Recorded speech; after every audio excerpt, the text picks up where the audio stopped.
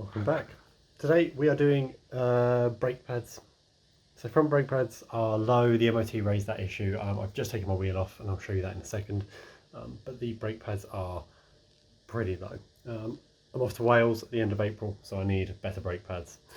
So we have bought, once again, blue stuff pads. So these are literally like for the ones I've currently got in my car. They come with obviously the coating on the front to help bed in process.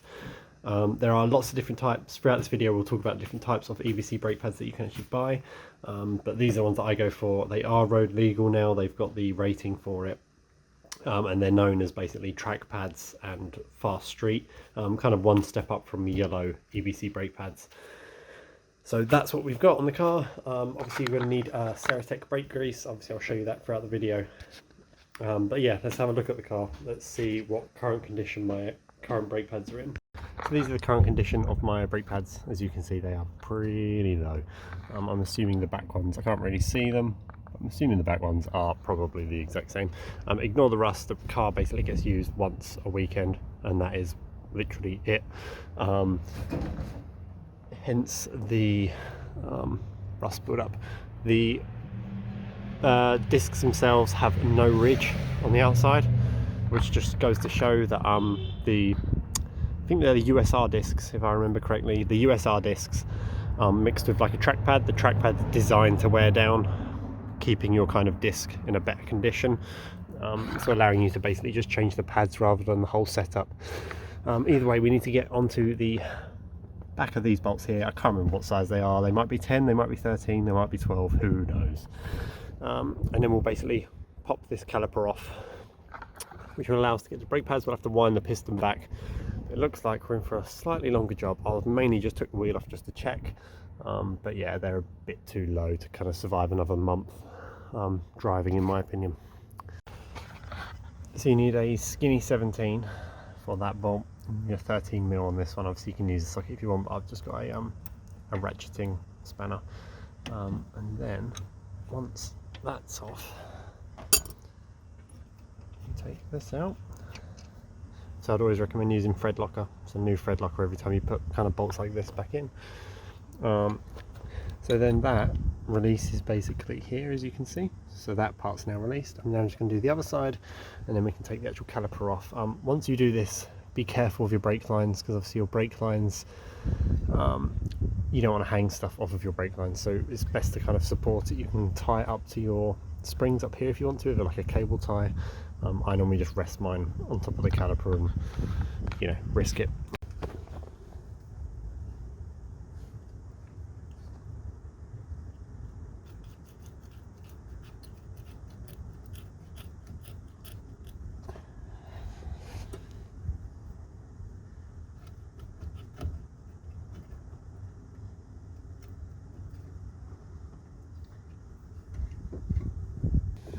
So as you can see, these brakes are this low.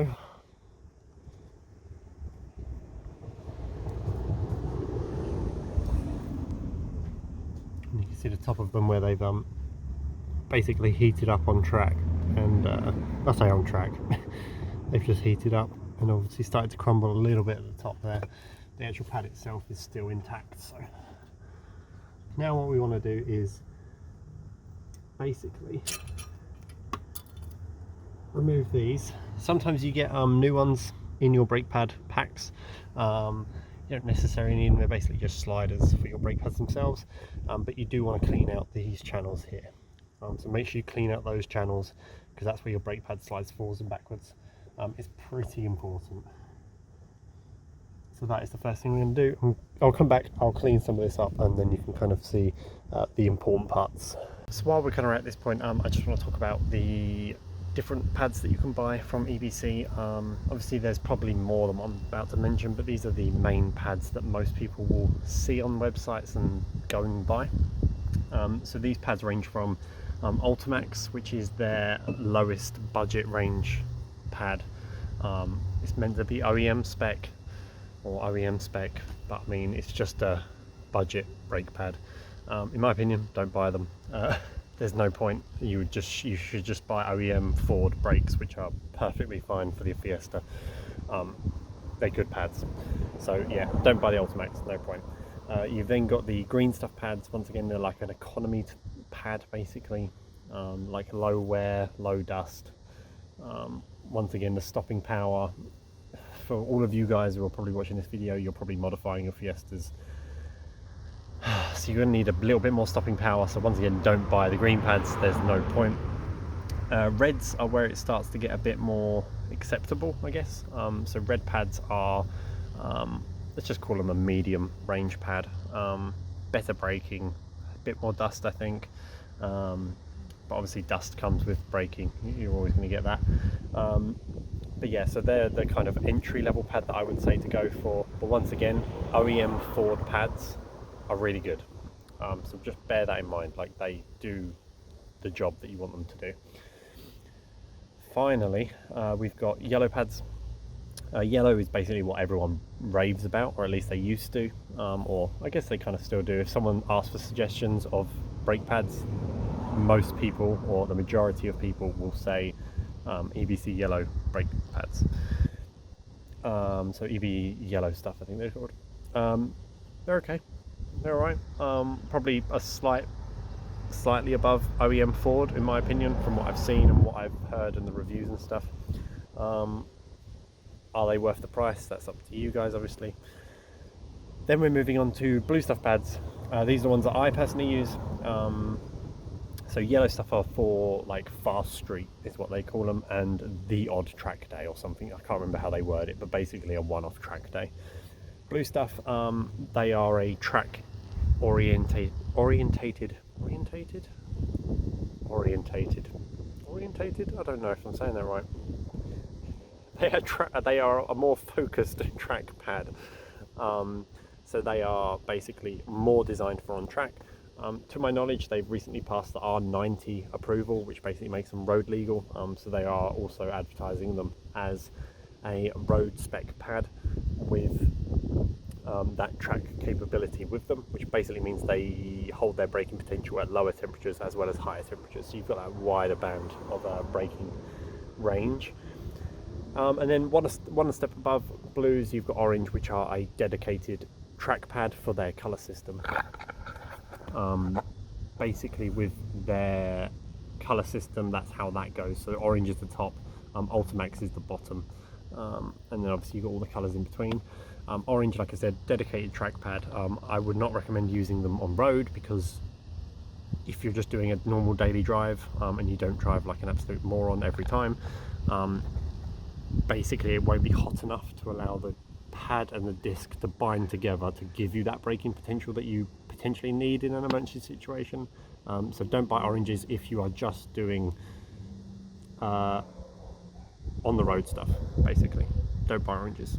So that's why, in my opinion, yellows and blues are kind of the good middle ground. There are, if you look at Sparkplug Steve's video from, I don't know, probably about a year ago now, I guess. I'm not sure how long ago he made it.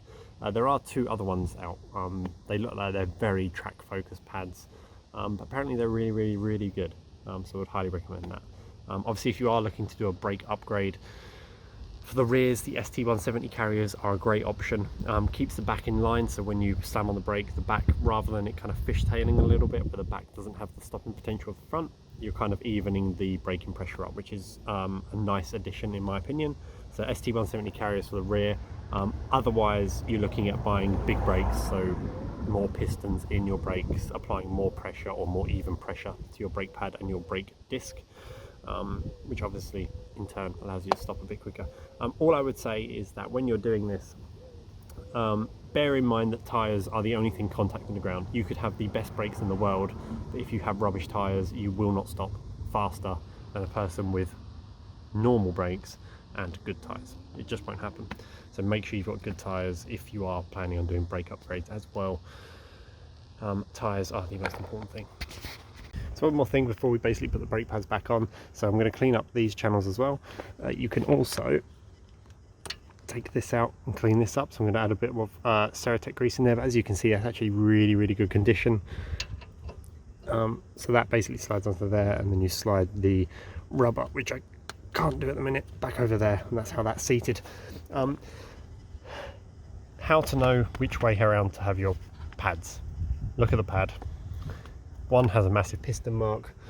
We know that the piston is on the inside of the car, so that way you know that these with the 4 nodules, so that pad here will be going on the inside of the car, and we know this one, because it's got the slider marks here and here, will be going on this side of the car. So that is how you work out which pads you need. So if you're ever confused, just look at your old pads. You will have a piston mark. That's where you need it. Now when it comes to lubricating, once again we want to use Ceratec, and we want to make sure that we've got lube basically around the piston mark and around these sliders. You don't need to cover the whole thing, doesn't need to happen, just around the areas that's actually getting contacted. And obviously we want lube on the slider sides on the side here. So what I've done there was basically put a small bead of Ceratec, I think got a bit of blue roll, and basically rubbed it off. But that's just left a small layer of Ceratec on there. Obviously it won't affect the brake disc. Don't get brake lube on your brake disc, bad things will happen. So yeah, basically that's all good to go. And then once again, we just want to basically line up, knowing which way it goes round. You pretty much just slide your brake pad once again into there, and we want to lube up on this side here and here, and then on this side we want to just do a nice circle in the middle. So now we're going to wind back the piston. We use one of these ones. Basically you get it in between the piston and the outside, and you ratchet it, and it slowly basically cranks it back in. Obviously it's recommended that you open your brake reservoir. So brake reservoir up in your bonnet, open that to release the pressure to allow you to push in a lot easier. So that's basically the setup, and then I ratchet forwards and backwards.